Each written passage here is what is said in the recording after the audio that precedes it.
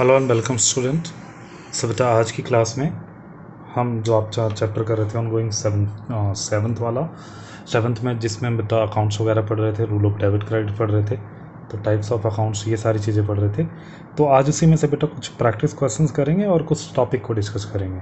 ठीक है, तो जैसे इसमें बोल रखा है क्लासीफाई करना है आपको अकाउंट में इंटू पर्सनल है, रियल है या नॉमिनल है। तो ये अकाउंट्स हमने पढ़ा था, तो हमें इसमें क्लासीफाई करना है कि कौन से अकाउंट्स के अंडर में आएगा, कौन से अकाउंट्स के हेड में आएगा। तो जैसे बेटा मशीनरी दे रखा है, तो मशीनरी आपको पता है एसेट अकाउंट, एसेट होती है तो इट्स रियल अकाउंट। अब कैपिटल है तो कैपिटल बेटा किसी पर्सन के नाम से होती है, तो इसलिए एक ऐसा अकाउंट है बेटा पर्सनल अकाउंट है। स्टॉक है, स्टॉक एक एसेट्स होता है, इसलिए एक ऐसा रियल अकाउंट है। बैड डेब्ट्स क्या है बेटा, लॉस है, इसलिए एक ऐसा अकाउंट होता है नॉमिनल अकाउंट होता है। गुडविल एक एसेट्स है, तो कैसा अकाउंट होगा, रियल अकाउंट। सेल्स एक रिवेन्यू है, रिवेन्यू इससे कमाते हैं, इसलिए बेटा नॉमिनल अकाउंट्स होगा। ड्राइंग मैंने बताया था बेटा, क्योंकि कोई पर्सन अपने पर्सनल मतलब कोई भी पर्सन क्या करेगा, पर्सनल नेम से ड्राइंग करता है, तो ये भी क्या होता है बेटा, पर्सनल अकाउंट्स होता है। सैलरी कैसा अकाउंट होता है, नॉमिनल अकाउंट्स होता है। आउटस्टैंडिंग सैलरी कैसी होती है बेटा, पर्सनल होता है। बताया था मैंने कि जब हम नॉमिनल अकाउंट्स में प्रीफिक्स या सरफिक्स जोड़ देते हैं तो वो बेटा कैसा अकाउंट बन जाता है, पर्सनल अकाउंट बन जाता है। तो इंश्योरेंस खर्चा है, तो इसका नॉमिनल अकाउंट्स। प्रीपेड इंश्योरेंस बेटा यहाँ पे देखिए वर्ड क्या जुड़ गया, प्रीपेड इंश्योरेंस। आउटस्टैंडिंग सैलरी, तो ये कैसा अकाउंट हो गया, पर्सनल अकाउंट्स हो गया। इंटरेस्ट रिसीव्ड, इनकम हो रही है, तो इनकम और सारे एक्सपेंसेस को कहाँ पे डाल देते हैं बेटा, हम नॉमिनल अकाउंट्स में, तो इट्स नॉमिनल अकाउंट्स। तो ये आपका नॉमिनल अकाउंट्स है।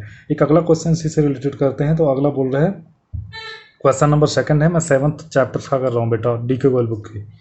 तो state to which class of the account does each the following related. ठीक है, तो किस अकाउंट्स में कौन सा आता है। तो कैसा अकाउंट होता है बेटा, कैश एक हमारी एसेट्स होती है, तो इट्स रियल अकाउंट। बैंक मैंने बताया था ये कैसा अकाउंट होता है बेटा, पर्सनल अकाउंट होता है प्रीवियस वीडियो में। ट्रेडमार्क कैसा अकाउंट्स होता है बेटा, it's a real account. Debtor कौन सा होता है बेटा, it's a personal account. Creditor भी बेटा कौन सा होता है, पर्सनल होता है, क्योंकि किसी के नाम से होता है कि राम से, श्याम से, किसी से गुड्स को परचेज किया। Commission received is a nominal account. Accrued लग गया बेटा, देखिए यहाँ पे अक्रूड लग गया, इसका मतलब कैसा अकाउंट, पर्सनल अकाउंट।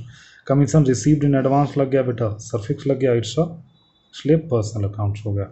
ठीक है, तो ये हो गया। उसके बाद आपसे पूछ रहा है कि आपको क्लासीफाई करना है कि जो आपका पर्सनल अकाउंट्स है ना, पर्सनल अकाउंट्स में बेटा 3 टाइप होते हैं, natural, artificial, personal, representative personal accounts. तो उसमें बोल रहा है कि उसमें हमें क्लासीफाई करके बताइए कि जो कैपिटल है वो किस नेचर का है, ठीक है, और ये सारे किस नेचर का है। तो देखिए कैपिटल किस नेचर का होता है बेटा, आपका जो नेचुरल पर्सनल होता है उस नेचर का होता है। स्टील कंपनी किस नेचर, आर्टिफिशियल पर्सनल। डाटर्स किस नेचर का होता है बेटा, नेचुरल पर्सनल। आउटस्टैंडिंग एक्सपेंसेस किसका होता है, रिप्रेजेंटेटिव पर्सनल। बैंक अकाउंट क्या होता है बेटा, artificial personal. Haryana education board ये भी क्या है बेटा, आर्टिफिशियल पर्सनल। आर्टिफिशियल क्यों बेटा, क्योंकि ये क्रिएटेड बाय द लॉ है। Shri Ram college of commerce also the artificial personal. ठीक है, आर्टिफिशियल पर्सनल अकाउंट्स। तो कैपिटल कैसा है बेटा, नेचुरल पर्सनल। टाटा स्टील क्योंकि क्रिएटेड बाय द लॉ है इसलिए बेटा आर्टिफिशियल पर्सनल। डाटर्स किसी के नाम से होता है इसलिए बेटा नेचुरल पर्सनल। आउटस्टैंडिंग एक्सपेंसेस कैसा है, रिप्रेजेंटेटिव। और बैंक अकाउंट कैसा होता है बेटा, आर्टिफिशियल पर्सनल होता है। हरियाणा बोर्ड भी artificial person, Shri Ram college भी आर्टिफिशियल पर्सन होता है। ठीक है, तो ये क्वेश्चन हो गया। उसके बाद एक और लास्ट करते हैं बेटा ये वाला, तो काफ़ी सारी चीज़ें आपको क्लियर हो जाएंगी। इसमें अकाउंट्स में हमें किस में बांटना है, रियल में, पर्सनल, रियल और नॉमिनल में। तो कमीशन पेड कैसा आएगा बेटा, नॉमिनल अकाउंट्स है। कमीशन अक्रूड कैसा होगा बेटा, पर्सनल, क्योंकि इसमें क्या जुड़ा हुआ है, सर्विस जुड़ा हुआ है। लीज होल प्रॉपर्टी ये क्या होती है बेटा, हमारी एक तरह की एसेट्स होती है। ठीक है, तो इसलिए बेटा किस में आ जाएगी, रियल अकाउंट्स में आ जाएगी। उसके बाद कैरिज इनवर्ड। कैरिज इनवर्ड का मतलब जब आप किसी से बेटा गुड्स को परचेज करते हो तो उसमें जो खर्चा करते हो उसको लाने के लिए जो भाड़ा देते हो, तो वो खर्चा आपका कैसा अकाउंट होता है, नॉमिनल अकाउंट होता है। ड्राइंग अकाउंट मैंने बताया था पर्सनल अकाउंट्स होता है। डेटर्स भी पर्सनल होता है। Rents in advance also the personal accounts. Commission received बेटा it's nominal account. Salary prepaid salary है, सर्फिक्स लग गया, it's personal accounts. Discount allowed बेटा आपका कैसा है, नॉमिनल अकाउंट्स है।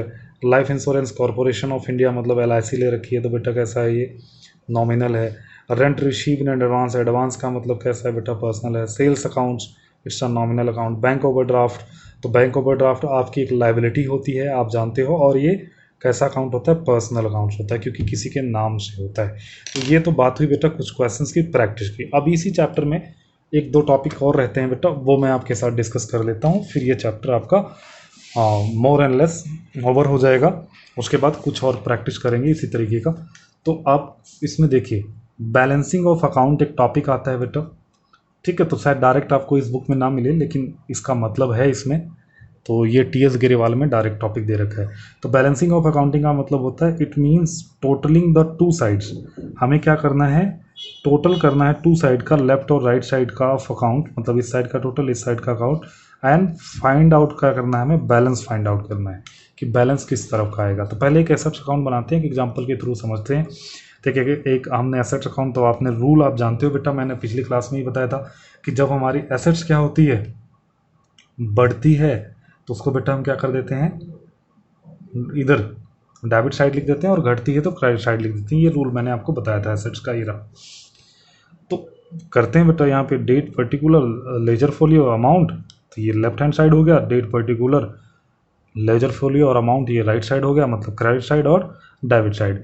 अब मैं यहाँ पे बेटा डेट कुछ भी मान लेता हूँ, तो मतलब कोई ऐसी हमने ट्रांजेक्शन करी जिसकी वजह से बेटा हमारी एसेट्स बढ़ी, तो 10,000 की ट्रांजेक्शन करी, 5,000 की करी, 3,000 की करी, 2,000 की करी, तो टोटल कितने की कर ली बेटा, 20,000 की। अब यहाँ पे ध्यान रखना बेटा, ये यहाँ पे नीचे डबल लाइन लगाते हैं, और लेफ्ट हैंड साइड का जोड़ जहाँ पे होगा उसी के बिल्कुल पैरेलल लाइन पे राइट हैंड का, मतलब क्रेडिट साइड का भी जोड़ होगा। डेबिट साइड का जोड़ जिस लाइन में होगा उसी लाइन में क्रेडिट साइड का होगा, चाहे उसकी आइटम बेटा ऊपर ही खत्म हो जाए। तो मतलब ये सेम लाइन में होना चाहिए, नहीं तो आपका क्वेश्चन गलत हो जाएगा, ठीक है। तो ये ध्यान रखना बेटा। तो ये हमारा टोटल एसेट्स बढ़ गई। अब बेटा ऐसे ही हम ट्रांजेक्शन करते हैं जिससे हमारी एसेट्स क्या हो रही है, कम हो रही है। तो एक 3,000 की ट्रांजेक्शन कर ली, एक 10,000 की कर ली, तो इधर का टोटल कितना हो गया, जैसे मैंने रेफर कर रखा है, तो डेबिट साइड का टोटल 20,000, क्रेडिट साइड का टोटल बेटा 14,000, 11 और 3 मिला के 14,000। तो अब बेटा यहाँ पे हमने 20,000 लिख रखा है। तो बेटा बैलेंस किधर आएगा, बैलेंसिंग हमें कहाँ पे करनी पड़ेगी, तो ये बेटा 6,000 किधर आ जाएगा, ये इधर आ जाएगा, तो ये 20,000 बनेगा। मतलब कि इधर का अमाउंट ज़्यादा है, इधर का कम है, तो बेटा 6,000 इधर आ जाएगा, मतलब इधर वाला जो ज़्यादा है, ठीक है। तो अब एक छोटी सी चीज़ और इसमें समझ लीजिए, डेबिट बैलेंस क्या होता है और क्रेडिट बैलेंस क्या होता है। तो डेबिट बैलेंस कब आता है बेटा, जब डेबिट साइड ज़्यादा हो जाती है किससे, क्रेडिट साइड से।